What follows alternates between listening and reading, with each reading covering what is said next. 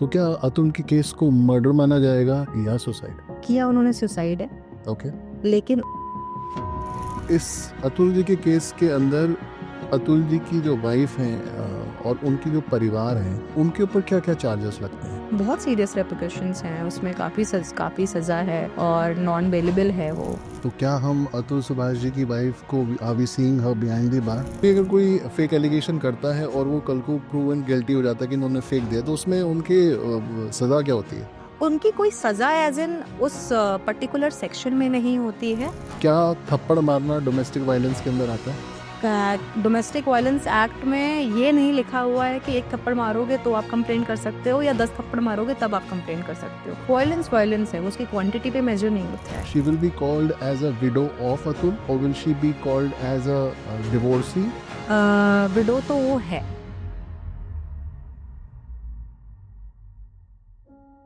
नमस्कार, मेरा नाम Somnath. Welcome to the new episode of psychorant talks. और आज हमारे साथ एक एमिनेंट लॉयर है, miss Neha Rai. She practises. Welcome Neha ji. Hello Som ji, it's so good to see you again. Same here. तो Neha ji is a very prominent lawyer in Delhi. She specialises in criminal, customs, family disputes and corporate affairs, practising in supreme court and high court of Delhi. तो आज जो हमारा topic है, बहुत serious topic है जिसके ऊपर पूरा हिंदुस्तान आज विचार कर रहा है, सोच रहा है, और वो है मिस्टर अतुल सुभाष जी का सुसाइड केस। तो before we further go on this matter, Neha ji थोड़ा हमारे व्यूअर्स को इस केस के बारे में थोड़ा सा एनलाइटन करें कि अतुल जी के बारे में वो क्या केस था, ताकि सब उसके बारे में जान पाए। सो काफ़ी दुर्भाग्यपूर्ण घटना हुई है और उसमें हमारे देश ने एक बहुत बड़ा असेट खोया है, ये मैं बोलूँगी। और जितना मुझे नॉलेज है इस केस के बारे में, ये केस एक फैमिली मैटर अतुल सुभाष जी और उनके वाइफ के बीच में चल रहा था। मेरे ख्याल से 2000 कोविड के बाद से इनके केसेस स्टार्ट हुए थे। 2019 की शादी हुई थी और उसके बाद कुछ ही दिनों के बाद उनकी वाइफ ने उनके ऊपर केसेस लगाए थे और सिर्फ एक केस अतुल सुभाष जी ने दिल्ली हाई कोर्ट में डाला था, इलाहाबाद हाई कोर्ट में डाला था जुरिस्डिक्शन को लेके, और बाकी के जो 8 केसेस थे वो उनकी वाइफ ने सुभाष जी के ऊपर डाले थे, जिसमें से एक मेंटेनेंस का केस था, भत्ता का, कि बच्चे को लेके और उनको लेके एक मंथली भत्ता दिया जाए। उसके बाद 498 ए के मैटर लगाए, जो cruelty in respect with dowry होता है। ओके। उसके बाद बाकी के कुछ अटेम्प्ट टू मर्डर का चार्ज लगाया उन्होंने, वाइफ ने लगाया अतुल सुभाष जी के ऊपर और उनकी फैमिली के ऊपर। मैंने डॉक्यूमेंट्स नहीं पढ़े हैं, ये सिर्फ मैं उनके वीडियो को देख के ही बता पा रही हूँ। So I can not confirm that exact facts, ठीक है, but that is what alleged in the video. So कि उनके father in law, Atul Subhash ji के फादर इन लॉ की डेथ जो है वो इस वजह से हुई थी क्योंकि इन्होंने 10 लाख रुपए की मांग करी थी दहेज की। अच्छा। जबकि उस वीडियो में अतुल सुभाष जी ने ये बोला है कि जो उनके फादर इन लॉ थे वो काफी टाइम से किसी एक बीमारी से जूझ रहे थे, जिनका एम्स में इलाज भी चल रहा था। अच्छा। और उस बीमारी से जूझते हुए उनका जो हुआ इंतकाल हो गया था। और उसके बाद बाकी यही सारे केसेस थे। वो बैंगलोर में रहते थे, जो केसेस थे वो जौनपुर में थे। अच्छा। जौनपुर उत्तर प्रदेश में थे। अतुल जी का कहना ये था कि किसी भी तरीके से कोई जुरिस्डिक्शन, क्षेत्राधिकार का कोई भी वो नहीं बनता है उनकी वाइफ का ये सारे केसेस करने के लिए, क्योंकि वो रहती थी लखनऊ में जब ये केसेस डाले हुए थे। और जब ये कोई किसी एक केस के क्रॉस एग्जामिनेशन मैं बता दूं होता है, जब भी दोनों ही साइड की एविडेंसेस, गवाही जो होती है वो होती है। हम अपने पॉइंट्स रखते हैं कि हमारे साथ ये हुआ है इन फॉर्म ऑफ एफिडेविट। उसके बाद उस पॉइंट पे हम उसको रिट्रीट करते हैं, फिर दूसरा वकील उनको क्रॉस करता है उन्हीं बेसिस पे। तो उस क्रॉस में उनकी वाइफ ने ये एक्सेप्ट किया है एज पर दैट वीडियो कि वो लखनऊ में रहती थी जब भी वो केस दाखिल हुआ था। अच्छा। तो उसके आधार पे उन्होंने जुरिस्डिक्शन का केस डाला, ओके जिसका अतुल जी के हिसाब से उसके उसके ऊपर भी कोई कार्रवाई नहीं हुई। तो एक तो ये चल रहा था। फिर उनका एक मेंटेनेंस डिसाइड हुआ फ्रॉम द कोर्ट। उस मेंटेनेंस को उन्होंने एनहांस करने के लिए एक और एप्लीकेशन डाल दी अच्छा उनकी वाइफ ने। ओके सो एक प्रोविजन है सीआरपीसी में, पहले 127 हुआ करता था, अभी 146 है इन इन द न्यू कोड। सो उसमें क्या होता है कि any change of the circumstances of either of the parties in respect with income या एक्सपेंडिचर्स, ओके आपके खर्चे या आपकी जो भी आय हो रही है, ओके उसमें अगर कोई चेंज होता है तो कोई भी पार्टी, अगेन ये जो सेक्शन है ये न्यूट्रल है, ये सिर्फ वाइफ के लिए नहीं होता है, ये कोई भी डाल सकता है। बट इस केस में अतुल जी की वाइफ ने इनहांस करने के लिए डाला, क्या बोल के कि इनके जो एक्सपेंसेस हैं बच्चों के और उनके, वो बढ़ चुके हैं। ओके तो उसके बाद उनका वो उनका मेंटेनेंस भी बढ़ गया, और तो वो प्रेशर उनके हिसाब से वो बढ़ता गया और वो उसको झेल नहीं पाए। और उनके साथ साथ उनकी पूरी फैमिली इन्वॉल्व थी उन सारे मैटर्स में। जी उनको जौनपुर जाना पड़ता था। उस वीडियो के हिसाब से कुछ 120 हियरिंग्स हुई थी और उसमें से 50-60 हियरिंग्स में अतुल जी गए थे, और हर हियरिंग के लिए उनको 2 दिन का समय निकालना पड़ता था। तो टाइम का जो लॉस होता था, भाई के काम का लॉस होता था, सारी चीज़ों का जो लॉस होता था, वो सब कुछ करते-करते मुझे जितना समझ में आया अतुल जी काफ़ी परेशान हो गए थे। और उसके बाद उन्होंने ये स्टेप उठाने का डिसीजन लिया, जो कि मैं बोलूँगी बहुत ही दुर्भाग्यपूर्ण था। So this was about the case. तो नेहा जी, जब ऐसे केसेस फाइल होते हैं तो ऐसा नहीं कि ये पहली बार ही हुआ है, ऐसे बहुत सारे केसेस शायद डिस्पोज हो भी गए होंगे या अभी भी कुछ चल रहे होंगे जहाँ पे ऐसे क्रॉस एलिगेशंस या एलिमनी को लेकर के इतना। तो ये सारी चीज़ें जब जो होती हैं तो इसका अब जैसे आपने कहा उन्होंने एलिमनी बढ़ाई, maintenance, main not alimony. Maintenance और एलिमनी में अलग-अलग है। जो एलिमनी उन्होंने सॉरी जो मेंटेनेंस उन्होंने बढ़ाई उसका कोई टाइम फ्रेम होता है या it can be raised any time when you feel like doing it? No, there is a limitation, okay but वो भी आपको डिसाइड करना पड़ता है, कोर्ट डिसाइड करता है। जैसे मान लीजिए कि उनकी इनकम जो है, आज मेरी इनकम जो है वो बढ़ी हुई है, मेरा प्रमोशन हुआ और मेरी इनकम बढ़ गई, मेरी सैलरी बढ़ गई, और मैंने उसको मेरे जो स्पाउस हैं उन्होंने उसके एक्शन नहीं लिया कुछ एक reasonable period of time. That reasonable period of time is in the discretion of the court, okay और वो देखा जाता है बहुत सारे फैक्टर्स को लेके। अगर मान लीजिए मेरे जो स्पाउस हैं, जी उनकी कस्टडी में मेरा बच्चा है, जी ठीक है, हम्म, सो मैं तो कोर्ट ये देखेगी कि बच्चे की भलाई के लिए, हाँ मैं अगर इतने पैसे कमा रही हूँ और मैं इतना दे सकती हूँ क्योंकि मेरी सैलरी बढ़ी हुई हुई है और मैं लीगल गार्डियन हूँ अपने बच्चे की और अपने वाइफ की, जी सो कोर्ट उसको अलाउ कर देगा। जैसे अभी रिसेंट केस हुआ है जिसमें 8 फैक्टर्स आए हुए हैं इन respect with deciding, not deciding I would say, because court has also said, honourable supreme court का एक डिसीजन आया है, प्रवीण कुमार की एक जजमेंट है, अभी it's in December only, like 3-4 days back only. तो उसपे 8 फैक्टर्स कोर्ट ने पूरा बताया हुआ है कि क्या क्या फैक्टर्स होने चाहिए, लेकिन कोर्ट ने ये भी बोला है जी कि ये गाइडलाइंस ऐसी कोई स्ट्रेट जैकेट फॉर्मूला नहीं है, ठीक है, आप इनको देख सकते हो लेकिन हर एक केस अलग होता है। ओके आपको हर एक केस के फैक्टर्स पे जाना चाहिए।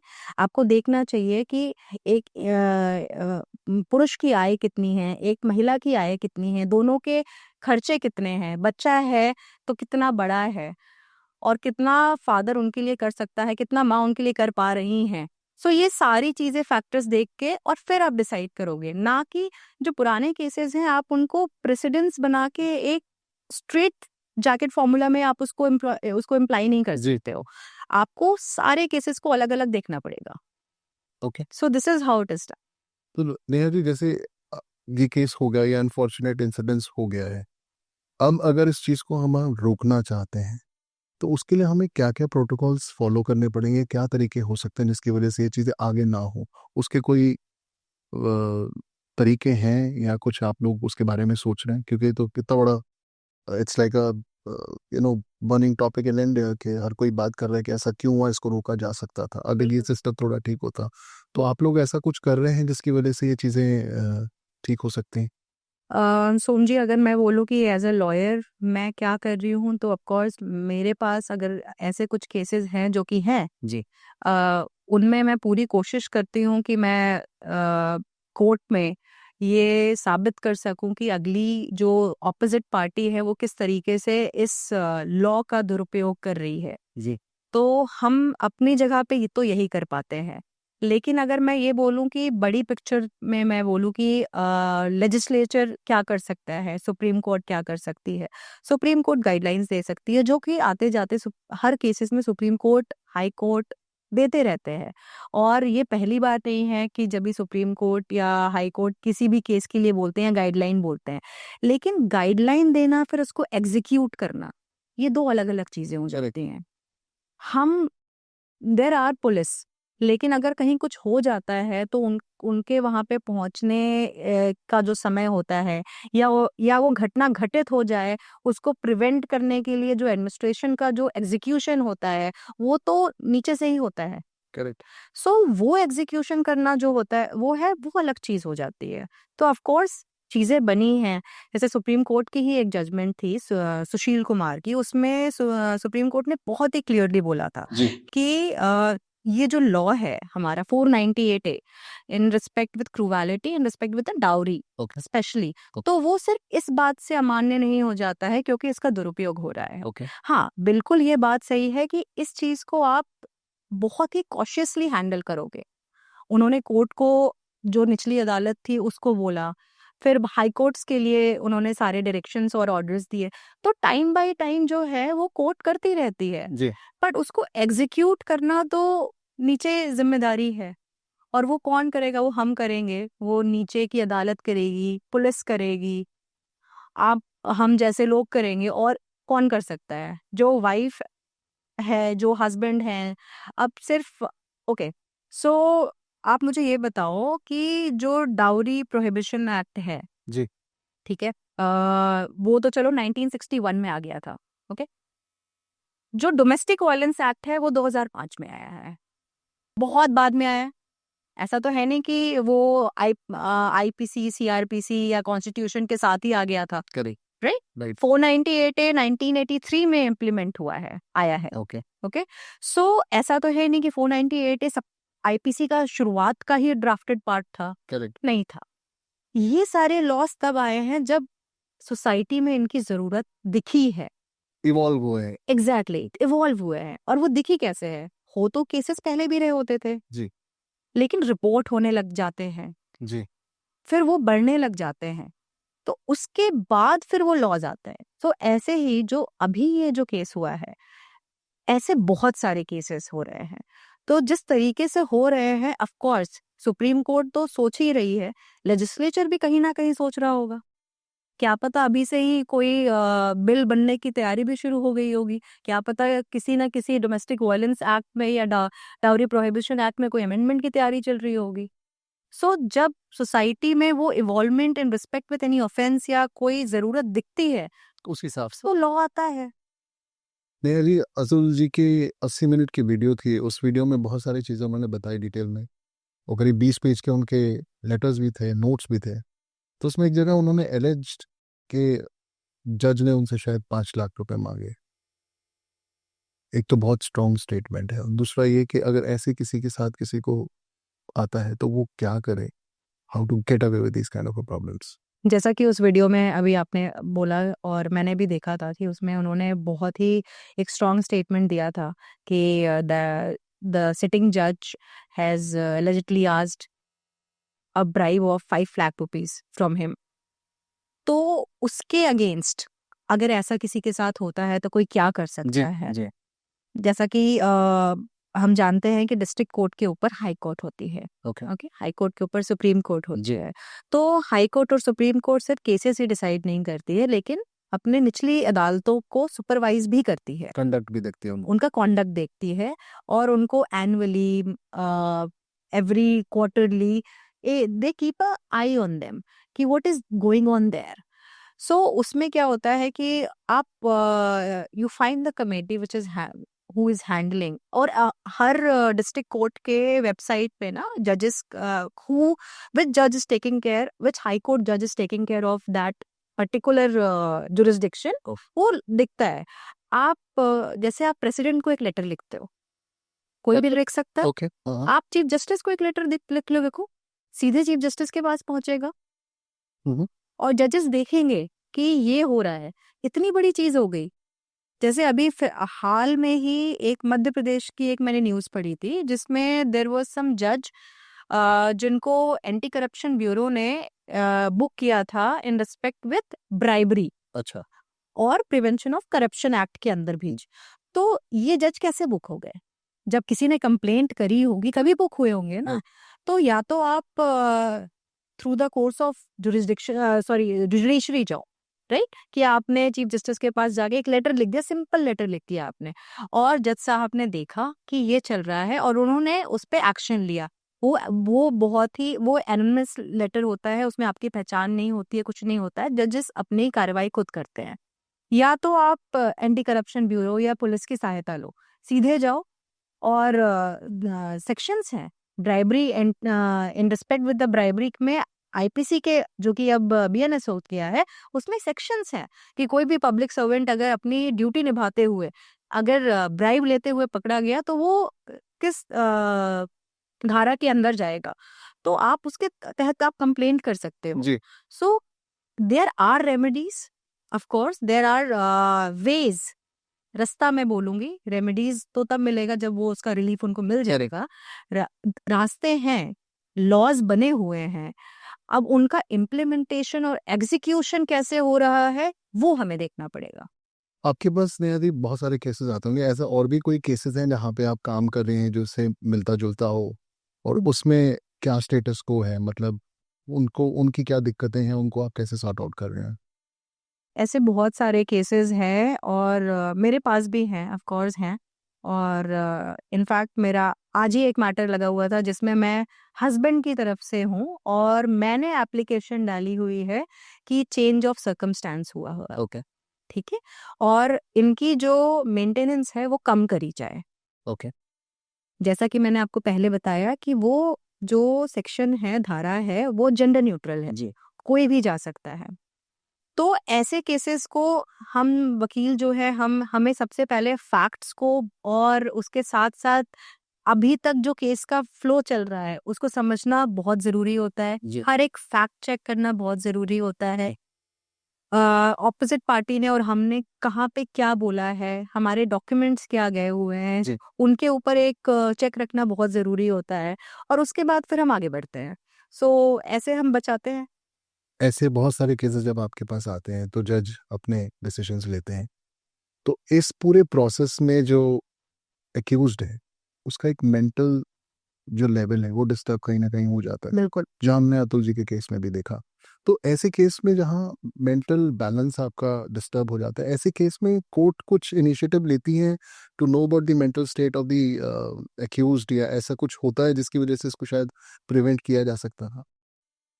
देखिए, अगर आप मुझे ये पूछोगे कि नेहा क्या कोई साइकोलॉजिस्ट होता है जी जो हर रिस्पोंडेंट या एक्यूज्ड के लिए बैठा रहता है, जी तो होते हैं, बट वो कुछ केसेस के लिए होते हैं। ऐसे केसेस में होते हैं? ऐसे केसेस के लिए स्पेसिफिकली नहीं होते हैं अनटिल अनलेस जज उनको काउंसलिंग के लिए किसी साइकोलॉजिस्ट के पास ना भेजें। मोस्टली काउंसलिंग होती है, बट वो काउंसलिंग का जो काउंसलर्स होते हैं वो स्पेशलाइज्ड साइकोलॉजिस्ट नहीं होते हैं, ठीक है, बट काउंसलिंग होती है।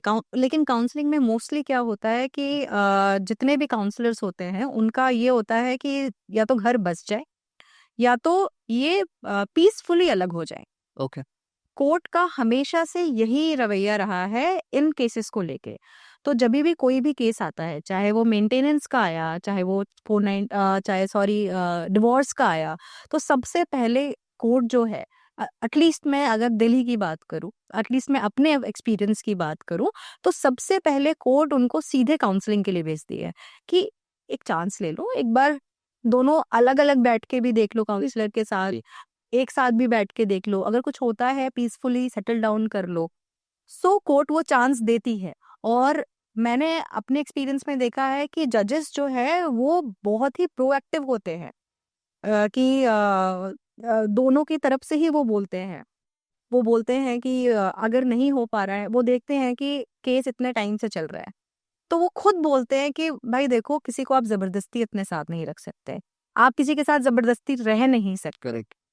ठीक है। आप एक एक और वीडियो वायरल हुआ था जिसमें कुछ 6 लाख पर मंथ की मेंटेनेंस मांगी थी किसी एक केस में।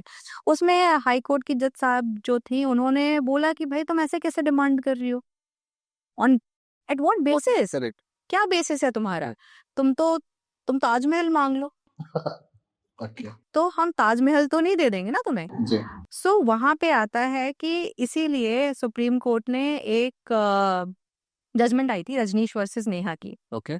तो उसमें बहुत ही डिटेल्ड वे में सुप्रीम कोर्ट ने ये तय किया था कि देखो, ये सारे फैक्टर्स होते हैं और एक इनकम एफिडेविट नाम की चीज होती है, ओके। जो कि हर इन केसेस में, स्पेशली आपके मेंटेनेंस केस हुआ, आपका डिवोर्स केस हुआ, इन सब केसेस में जाना चाहिए जी। In that format. Okay. Okay. वो एक पूरा एक टेबुलर फॉर्म का एक एफिडेविट होता है, और उसमें आपके मंथली एक्सपेंसेस क्या हैं, आपकी लाइबिलिटी क्या है, आपके लोन्स क्या हैं, आपकी एजुकेशन, आप कहीं अभी करंटली एम्प्लॉयड हो या नहीं हो, every information you state in the form of affidavit. Okay. और एफिडेविट पे झूठ बोलना भी एक ऑफेंस है, राइट? तो आपने वो सारी डिटेल भरी। जो इंटरिम मेंटेनेंस, मेंटेनेंस से पहले आता है इंटरिम मेंटेनेंस, या एलिमनी से पहले आता है एक इंटरिम मेंटेनेंस, इन चाहे वो डिवोर्स हो, चाहे वो मेंटेनेंस का मैटर हो, ओके। दोनों ही चीजें डिसाइड होती हैं इनकम एफिडेविट पे। ओके। तो वहां पे कोर्ट ये देखती है कि दोनों का लाइफ स्टैंडर्ड क्या है, दोनों की इनकम क्या है, दोनों का, अगर वाइफ है तो वाइफ का, जब वो अपने पति के घर पे रहती थी तो उसका वहां पे लिविंग स्टैंडर्ड क्या था, ओके। और अभी क्या है, क्या वो एम्प्लॉयड है या किसी पे डिपेंडेंट है, बच्चे हैं कि नहीं है। तो ये सारे फैक्टर्स को देखते हुए फिर कोर्ट डिसाइड करती है, और कोर्ट हेल्प करती है ओके। कि आप कैसे कर रहे हो, क्या कर रहे हो, डॉक्यूमेंट्स कहाँ है। अगर आपने ये बता दिया कि हाँ, मैंने देखा है कि there was one income affidavit जिसमें ये था कि गिफ्ट का एक था, और उसमें मैं 5,000 महीना देती हूँ। तो जज साहब ने पूछा किसको गिफ्ट देती हो, हम्म। इसको स्पेसिफिक करो ना। हम्म। So there, judges are vigilant. Judges are very like they keep a very eye on that कि कैसे क्या जा रहा है। So ये सारी चीजें तो ऐसे ही होती हैं। जज साहब बहुत ही प्रोएक्टिवली इनकम एफिडेविट देखते हैं, फिर उसके बाद वो दोनों पार्टीज की अपने वे में हेल्प करते हैं, काउंसिल करते हैं। नेहा जी, अगर वाइफ वर्किंग है, हस्बैंड वर्किंग है, और कोई बच्चे नहीं है, इश्यूज नहीं है, और ऐसे एलिमनी का केस आता है और दोनों की सैलरी लेट्स से ₹1,00,000 दोनों की महीना है, तो उस केस में वाइफ एलिमनी डिमांड कर सकती है, और उसका क्या एंडलमेंट होगा, just for a ball park figure, बिल्कुल डिमांड कर सकती है, on what grounds? Because she is wife and he is her legal guardian. पर हाँ। Okay. Again there comes a but. Okay. जैसे कि मैंने बोला कि मांगने को आप ताजमहल भी मांग सकते हो, लेकिन कोर्ट देखता है ना कि आपकी इनकम उतनी है, आपके बच्चे नहीं हैं, तो कोर्ट भी बोलेगा कि आप सिर्फ इस चीज को लेके एक अपने पति को हरास नहीं कर सकते कि he is your legal guardian, so he should be paying this much. So क्या पता उसको कोई एलिमनी मिले ही ना। अब हम एक सिनेरियो ले लें जहाँ पे वर्किंग वाइफ ज़्यादा कमा रही है और हस्बैंड कम कमा रहा है, उस केस में भी यही होगा, सेम रूल अप्लाइज? आपको अगर याद होगा तो शायद मैंने लास्ट टाइम जब भी हम बात कर रहे थे, तो मैंने एक लास्ट पॉडकास्ट में बात कर रहे थे, तो मैंने एक बॉम्बे हाई कोर्ट की एक जजमेंट का एक जिक्र किया था जिसमें हस्बैंड को एलिमनी मिली थी from wife, correct, I remember that. Right? या सो ऐसे again section 24 of Hindu marriage act is gender neutral. उसमें ये नहीं लिखा हुआ है कि wife demands the alimony from the husband.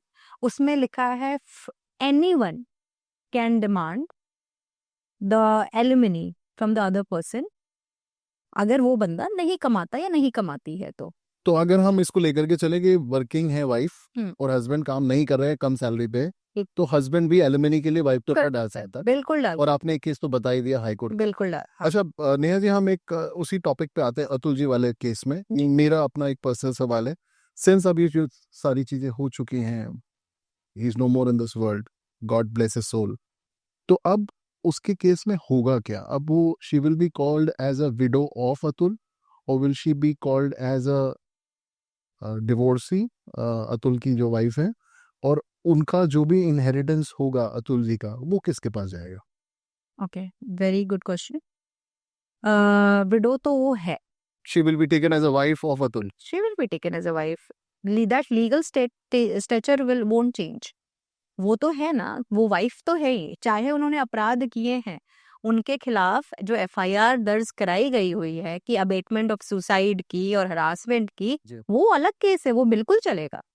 लेकिन उनका जो डिवोर्स है चल रहा है, वो अपने लेग पे चलेगा, और वो कैसे डिसाइड होगा, that will be totally on the again on the stage, और क्या चल रहा है उसमें, उस पर डिसाइड होगा। So she will be the widow, but she can not be divorcee, because उसमें अभी तक डिवोर्स का मामला तय हुआ है या नहीं हुआ है एग्जैक्टली, तो उस स्टेज पे होगा। अब क्या पता कोर्ट जो है वो एक एक्शन ले कि हाँ इसको इंफ्रक्चुअस कर दो इस प्रोसीडिंग को, बिकॉज ही इज नो मोर, तो वो सारी प्रोसीडिंग जो है वो इंफ्रक्चुअस हो सकती है। ओके। ठीक है। और बाकी उन्होंने उनके ऊपर निकिता सिंघानिया उनकी वाइफ का नाम है, सो उनके ऊपर जो इल्ज़ाम लगे हुए हैं, उनके ऊपर जो एफआईआर हुई हुई है, उसका जो केस है वो अपने पेस पे चलेगा। तो उनको अगर वो सजा मिल रही है तो उनको मिलेगी वो सजा। अब आते हैं, आपने पूछा इनहेरिटेंस के ऊपर, ठीक है। हमें नहीं पता है कि स्वर्गीय अतुल जी ने कोई विल रख के गए हैं कि नहीं गए हैं, क्योंकि वो उसका जिक्र मैंने नहीं सुना है उस वीडियो में। और अगर वो विल रख के गए हैं तो उनके पास जो भी उनका जो प्रॉपर्टी है, जो असेट है, वो सारा उस विल के अकॉर्डिंग जाएगा। ओके। ठीक है। अगर वो विल करके नहीं गए हैं तो despite of this fact that उनके अगेंस्ट एफआईआर हुई है, she has a right, she has a right. She has a right. तो in spite of what he has done to save his life and to save his parents, वो सारा technical grounds में उन्हीं के पास ही जाएगा। Technical grounds पे जाएगा, लेकिन ऑफ कोर्स उसको हटाया जा सकता है। हर टेक्निकल ग्राउंड्स में एक अपनी टेक्निकलिटी होती है। ओके। और सबसे लास्ट जुडिशरी का जो ऑब्जेक्टिव है वो है कि जस्टिस हो, तो वहाँ पे जजेस भी देखते हैं, और वो जजेस के पास एक अपनी इनहेरेंट पावर होती है, और उसके हिसाब से वो अपनी जजमेंट देते हैं। तो यू नेवर नो किस केस में जज ने क्या दे, और इस केस में आगे क्या प्रोसीडिंग्स जाए। तो क्या अतुल के केस को मर्डर माना जाएगा या सुसाइड? किया उन्होंने सुसाइड है, ओके। लेकिन उनकी जो वाइफ है उनके ऊपर अबेटमेंट ऑफ सुसाइड का चार्ज लगा हुआ है।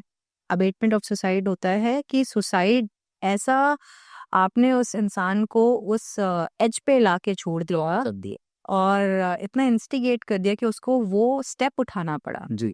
तो नहीं, ये मर्डर नहीं है, मर्डर की टेक्निकल डेफिनेशन अलग होती है। ओके। ये जो धारा लगेगी और जो माना जाएगा वो माना जाएगा अबेटमेंट ऑफ सुसाइड, कि सुसाइड करने की उन्होंने उनको इंस्टिगेट किया, प्रोवोक किया। सो वो धारा लगेगी, और वो डिसाइड होगा after the trial.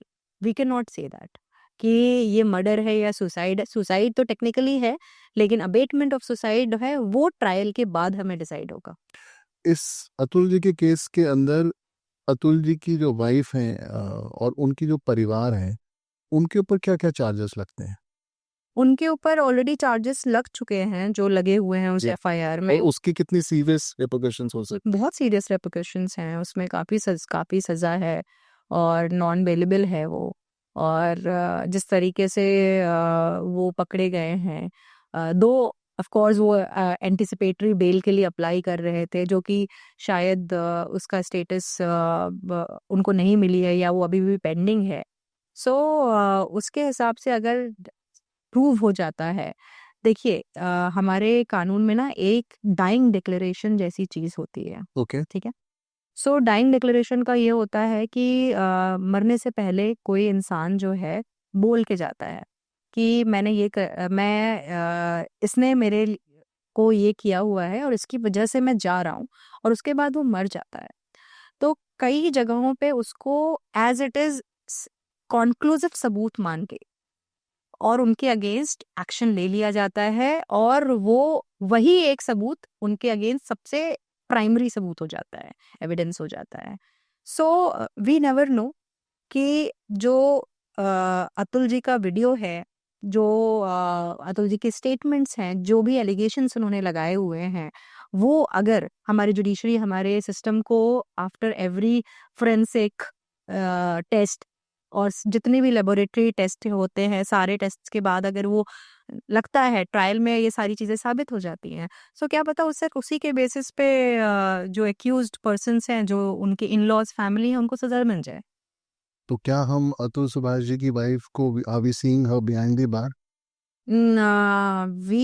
She is already in judicial custody. But considering the fact that you already know how the law works, तो क्या हम ले सकते हैं कि she will be- बिल्कुल कर सकते हैं। If everything goes in the way Atul ji has alleged और that comes to be proven, so बिल्कुल हो सकता है। आपको जैसे पता ही है कि जो डिवोर्स लॉ है वो वुमेन फ्रेंडली है, वो तो ज़रूरी भी होना भी चाहिए, बट मेंस के लिए वो उतने स्ट्रॉन्ग या एडिक्वेट नहीं है, तो उसके लिए कोई आप बताना चाहेंगे उसके बारे में? विमेन के लिए डिवोर्स लॉ विमेन फ्रेंडली है, ऑफ कोर्स।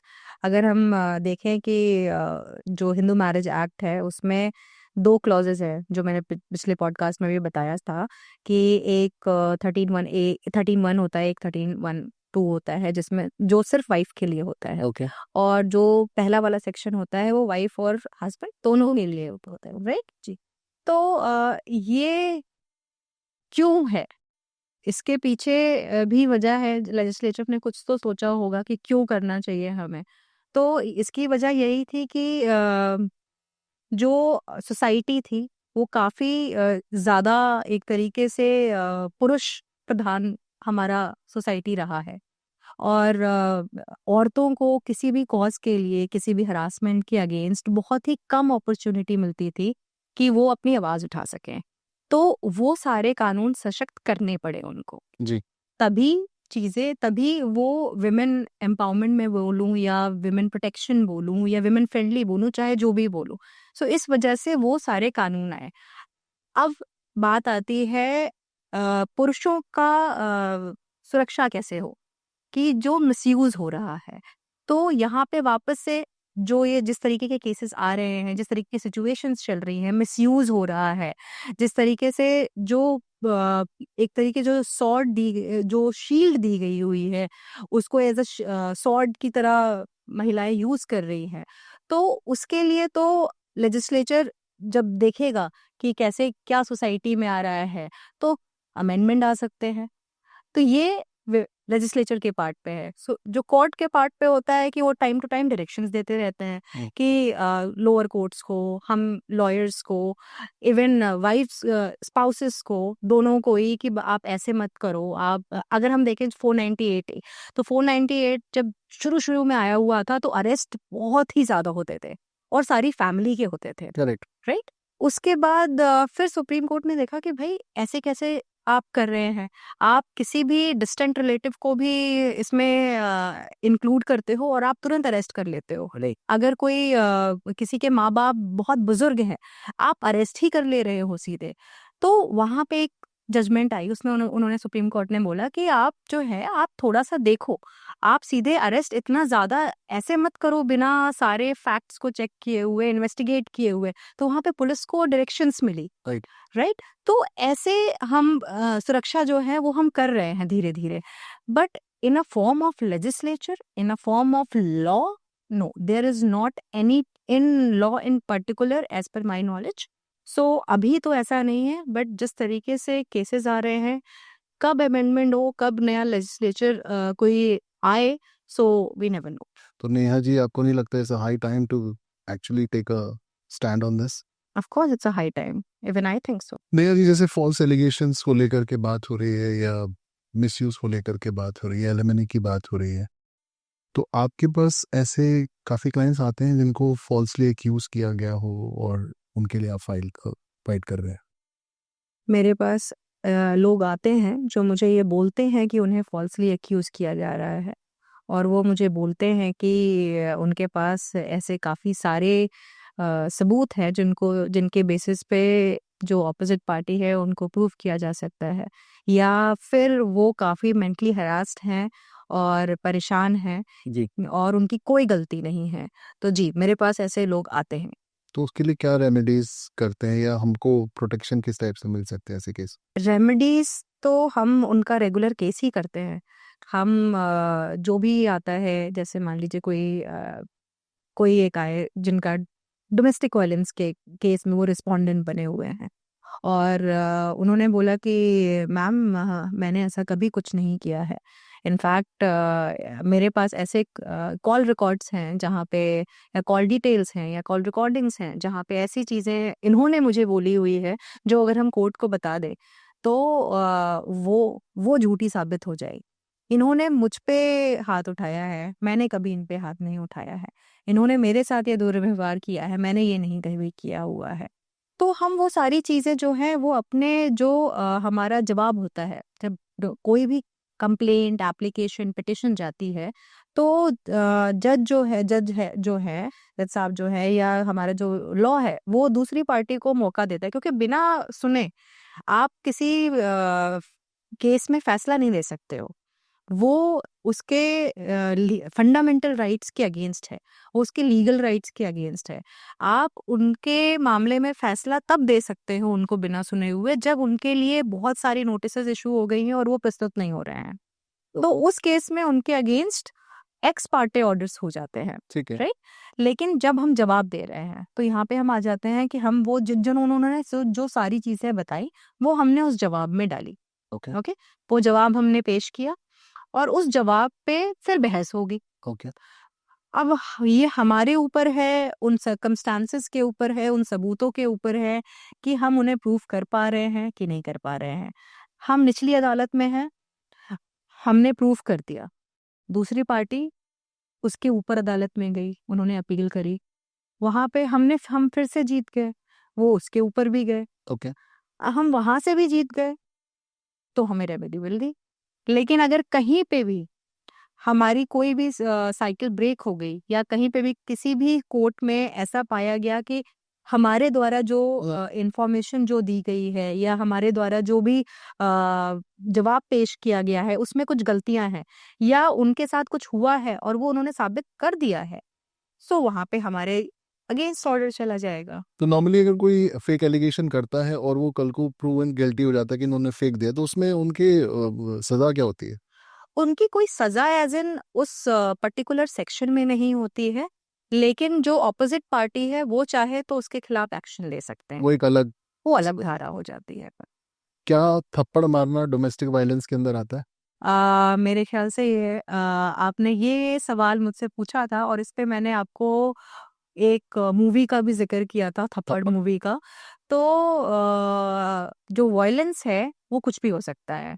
अगर मैंने आपसे ऊंची आवाज में बात कर ली और आपने कभी भी अपने घर में कभी भी आपसे किसी ने ऊंची आवाज में बात नहीं करी है और मैं आपसे वो चीज रोज कर रही हूँ, ऊंची आवाज एज इन मैं आपसे अब्यूजिव हो रही हूँ, मैं आपके साथ गाली गलौज कर रही हूँ या मैं आपको किसी तरीके से आपको किसी तरीके से किसी चीज से वंचित रख रही हूँ, तो ये सारी चीजें डोमेस्टिक वायलेंस में आती हैं। एक थप्पड़ भी डोमेस्टिक वायलेंस में आता है, बिल्कुल आता है। डोमेस्टिक वायलेंस एक्ट में ये नहीं लिखा हुआ है कि एक थप्पड़ मारोगे तो आप कंप्लेन कर सकते हो या 10 थप्पड़ मारोगे तब आप कंप्लेन कर सकते हो। वायलेंस वायलेंस है, उसकी क्वांटिटी पे मेजर नहीं होता है। एक्स्ट्रा मैरिटल को लेकर के क्या है? बिल्कुल है, ये भी एक क्रुएलिटी होती है, वो भी आता है। वो भी क्रुएलिटी है। अच्छा, if the husband or the wife is deprived of sex, will it also be taken as? This will be taken as a cruelty. और इसमें दोनों ही अपनी तरफ से प्रेजेंट कर सकते हैं। If the wife says I've been deprived, if the husband says, This तो ये कौन से सेक्शन में आएगा? ये सेक्शन नहीं होता है। अगेन डिवोर्स का जो अगर हम डिवोर्स सीख कर रहे हैं, ठीक है, तो उसमें हमने बोल दिया ये डोमेस्टिक वायलेंस में नहीं आता है, Okay. ठीक है, कि वो हमें सेक्स से डिप्राइव कर रहे हैं, सो that is coming under domestic violence. But अगर हम डिवोर्स ले रहे हैं या तो उसमें एक ये जो कई सारे फैक्टर्स होते हैं, उसमें एक होता है कि अगर आप को सेक्सुअली डिप्राइव रखा जा रहा है तो वो जो है वो क्रुएलिटी में माना जाएगा, और वो उसका जिक्र स्पेसिफिकली नहीं है बट क्रुएलिटी है, and cruelty is very vast. Cruelty के अंदर बहुत कुछ आ जाता है, and that depends on cases to cases, from every case it is different, so that is that. ऐसा कोई केस आप कर रही हैं जिसमें ऐसा कोई क्लॉज है? नहीं, अभी मेरे पास in respect with sexual deprivation ऐसा कोई केस नहीं है। अच्छा, अब हम शादी की जहाँ बात कर रहे हैं तो उसमें एक बड़ी मेजर चीज़ आई है, जैसे अतुल जी कई केस ले लेते हैं, वहाँ पे जब उनका बच्चा 1 साल का था तो शायद केस स्टार्ट हुआ, तो he was living with the mother on the orders of the court, तो एक पेरेंटल एलियनेशन हो जाता है एक टाइप से, बिल्कुल। है ना? तो इसको प्रोटेक्ट करने के लिए कोर्ट कुछ करती है? Do they have a soft stand for the father? क्योंकि नॉर्मल केसेस में वो बच्चा मदर के साथ चला जाता है, जी। और कहीं ना कहीं अतुल जी ने अपने स्टेटमेंट में उसको एनिमी बताया, या उन्होंने एक अपना स्टेटमेंट दिया which was about his son. So ऐसी चीज में कोर्ट क्या सोचता है और उनका क्या थॉट प्रोसेस होता है? कोर्ट का जब बच्चे के ऊपर आता है तो कोर्ट सिर्फ बच्चे के वेलफेयर के बारे में सोचता है। अगर बच्चा 2 साल का है तो बच्चा सबसे ज्यादा सुरक्षित कहाँ महसूस करेगा? अपनी माँ के पास। ये एक कंसिडरेट और माना हुआ एक फैक्ट है। तो नॉर्मली बच्चे की कस्टडी माँ को दे दी जाती है अनटिल अनलेस वो प्रूव ना हो जाए कि माँ किसी भी तरीके से इनकेपेबल है कि बच्चा उसके पास बिल्कुल नहीं छोड़ा जा सकता है। विजिटिंग राइट्स को लेकर के क्या रहा है? विजिटिंग राइट्स ऑफ कोर्स होते हैं, बिल्कुल होते हैं। मदर चाहे तो अपना वो स्टैंड ले सकते हैं कि मैं नहीं चाहती जब तक ये डिवोर्स ना हो जाए तब तक मेरे हस्बैंड ना मिले। बोलने को वो बिल्कुल बोल सकती है, but this is not valid point, and this is not at all valid point, और कोर्ट कभी भी इस पॉइंट को कंसिडर नहीं करता है। कोर्ट हमेशा बच्चे को देखता है। ओके। इनफैक्ट मैं एक केस स्टडी कर रही थी, उसमें जो राइट्स थे, कस्टडी जो राइट्स थे वो फादर को दिए हुए थे। अच्छा। हाँ, फादर को दिए हुए थे, and that too permanent custody, पूरी की फुल कस्टडी दिया हुआ था। एंड उसके बाद माँ ने जब वापस से एक एप्लीकेशन लगाई, अपील लगाई, तो उसमें जज साहब ने बच्चों को बुलाया एंड बच्चों से बात करी, अच्छा। राइट? तो वहां पे जज ने बोला कि भाई आप ऐसे डिप्राइव नहीं कर सकते हो, she is the mother, and same ways goes with the father also, okay. कि आप बच्चे को अपने फादर से मिलने से नहीं वंचित रख सकते हो, आपको मिलने देना ही पड़ेगा अनटिल अनलेस आप ये प्रूव कर दो या ऐसे सर्कमस्टांसेस दिखे जज साहब को कि वहां पे लगे कि अगर फादर के पास रहे या मदर के पास रहे तो बच्चे का वेलफेयर नहीं है। Okay. So here the most utmost reason is welfare of the child. That has to be taken to be considered from the point of view of the judge. ऐसा कोई केस आपको याद आ रहा है जहाँ पे कस्टडी दोनों को 50-50 मिली होगी, 15 दिन आप मेरे पास रहोगे, 15 दिन इनके पास रहोगे, ऐसा कुछ है? ऐसा केस मैंने पढ़ा तो नहीं है लेकिन देखा जरूर है। अच्छा, you heard about it? I witnessed it. अच्छा, थोड़ा बताएं उसके बारे में। So I was just waiting for my matter to reach in the court, and एक केस ऑलरेडी चल रहा था। So उसमें जो फादर थे वो यूएस में रहते थे और जो मदर हैं वो इंडिया में रहते हैं। अच्छा। ठीक है, दोनों को राइट्स, इक्वल राइट्स दिए हुए थे कि इतने टाइम के लिए बच्चा जो एक ही बच्चा है, जो बच्चा है वो हमारे पास रहेगा और इतने टाइम के लिए बच्चा हमारे पास रहेगा। ओके। अब जो फादर साहब थे उनके जो वेकेशन होते थे वो आते थे और वो चाहते थे कि हमारा जो बच्चा है वो पूरी मेरे साथ रहे और अपने दादा दादी के साथ रहे, वो पूरी वेकेशन बिताए। उसके अगेंस्ट वाइफ ने एक एप्लीकेशन डाली कि भाई देखो आप रख लो बच्चा, लेकिन आप ऐसे पूरे कंट्री में ऐसे घुमा नहीं सकते अनटिल अनलेस आप मुझे बताओ ना। तो उस पे जज ने बोला कि ऐसे नहीं होता है, वो भी उनके फादर है, वो मेंटेनेंस दे रहे हैं और ऐसा कुछ भी प्रूव नहीं कर हो रहा है या आप नहीं प्रूव कर पा रहे हो कि फादर के अगर कहीं लेके जा रहे हैं तो कुछ हो जाएगा बच्चे के साथ, या और वो ऐसा भी नहीं है कि अगर वो उनके साथ रहेगा और आपके साथ नहीं रहेगा तो कुछ हो जाएगा। राइट। सो आप ऐसे नहीं कर सकते। So that was the case I saw, and वहाँ पे जज साहब ने बहुत ही डिलिजेंटली उस केस को संभाला। तो मतलब वो कस्टडी उनके मतलब जब तक वो इंडिया में थे बिल्कुल बिल्कुल, वो एज पर उन्होंने एक टर्म्स एंड कंडीशंस बनाए हुए थे, और उसमें वो पूरा शेड्यूल देते थे फादर की, मैं इस टाइम पे आऊंगा, इस टाइम पे बच्चा हमारे पास रहेगा, और वो कोर्ट को इन्फॉर्म होगा। दोनों ही पार्टीज कोर्ट को इन्फॉर्म करेंगे कि बच्चा कब किसके पास रह रहा है। Okay. So that was it. तो अब ये ऑडियंस के लिए है मैम। तो आप ये बताएं कि अगर कोई इंडिविजुअल डोमेस्टिक वायलेंस के थ्रू जा रहा है या उसको किसी तरह एलिगेट किया जा रहा है, तो अपने आप को प्रोटेक्शंस के लिए क्या करे, और how does he protect himself? So you mentioned he specifically, right?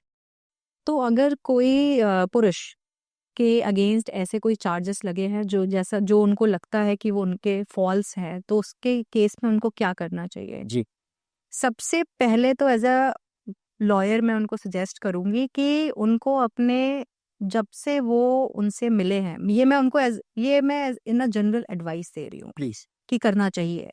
जब से वो उस इंसान से मिले हैं, उनके संपर्क में आए हैं, और जब तक ये केस चल रहा है या वो अभी प्रेजेंट तक, वहां से लेके अभी तक की वो एक नोटबुक में कहीं पे भी सारी इवेंट्स की एंट्रीज करे, रिकॉर्ड लिख लो, उसे लिखो, specific, okay okay, have your facts on point. Okay आपके फैक्ट्स ऑन पॉइंट रहेंगे तो आप अपने वकील को, अपने लॉयर को सही पॉइंट्स बता सकते हो। ओके आपके वकील को सही पॉइंट्स पता रहेंगे तो वो आपको आपके केस में मदद कर सकता है, with the help of the technical and his और हर लीगल एक्सपर्टीज। राइट तो मेरा मानना ये है कि क्योंकि इसका कोई लॉ में एज एन स्पेसिफिक ऐसा कोई उपाय तो है नहीं।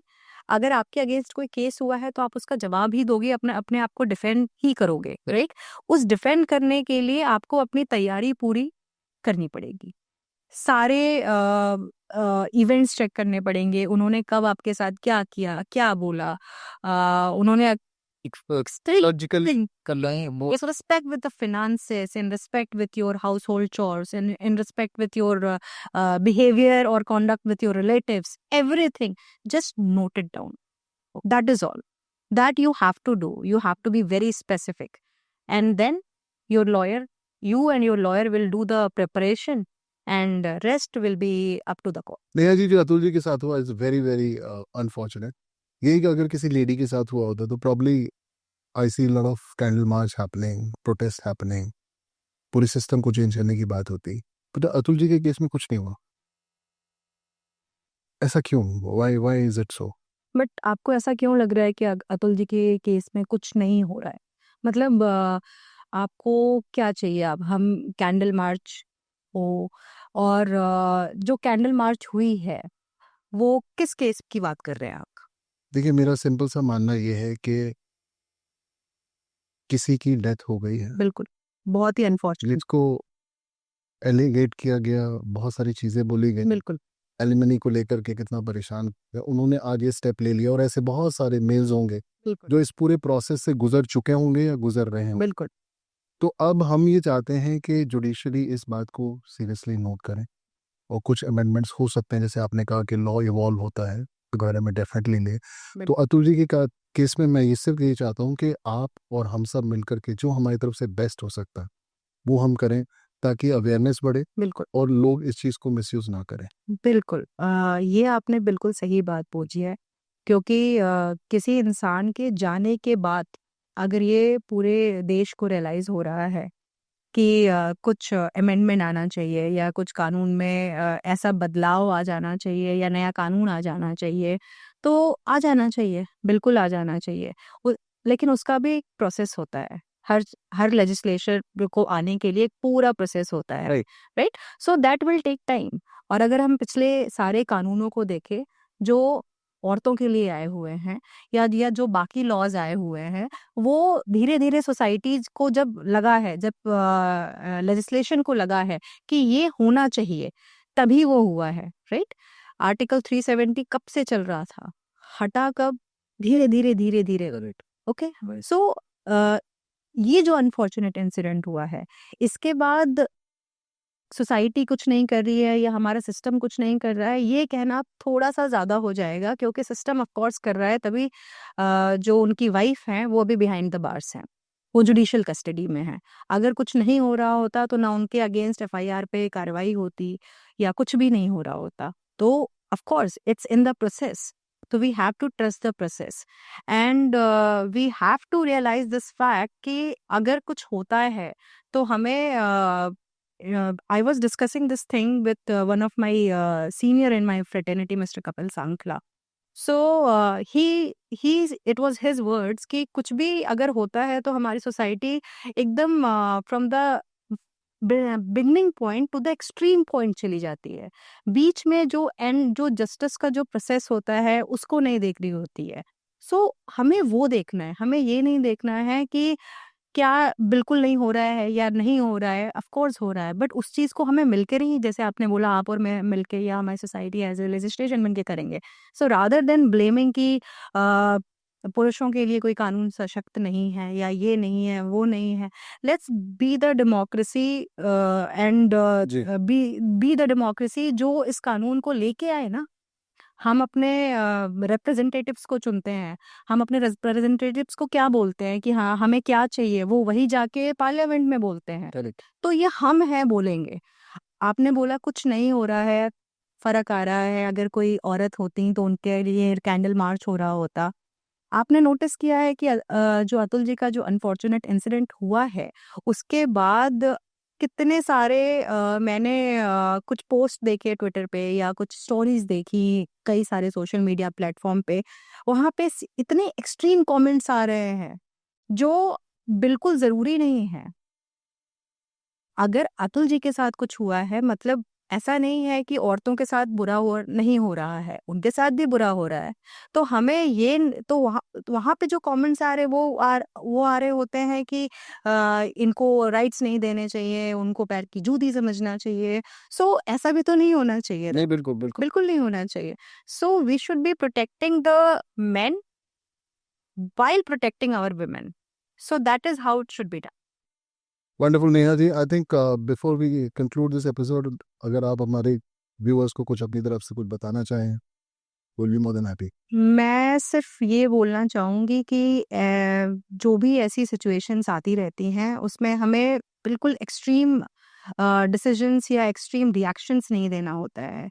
हमें थोड़ा-सा सब्र करके और अपने जुडिशरी पे, अपने सिस्टम पे भरोसा करके फिर आगे बढ़ना होता है। तो rather than giving any extreme reaction, we should be just trusting the process and be informative and be the democracy we are.